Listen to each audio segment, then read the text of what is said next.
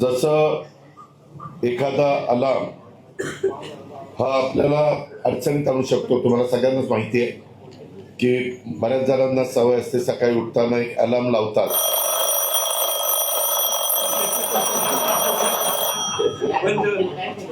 हो का? ते असं आहे, अलार्म वाजलं की सगळं आपण ताबडतोब तिकडं लक्ष डायव्हर्ट होतं.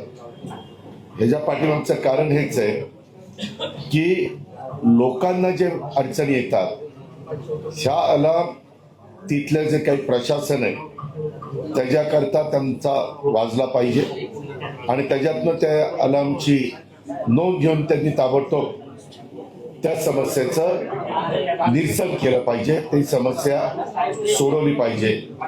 आणि तात्काळ जसं माझं आता तुमच्याशी बोलत असताना अलार्म वाजला की लक्ष तिकडे डायव्हर्ट झालं, हा त्याच्या पाठीमागचा आमचा उद्देश आहे. वाजतोय अलार्म, आता दाबू घड्याळाचं बटन.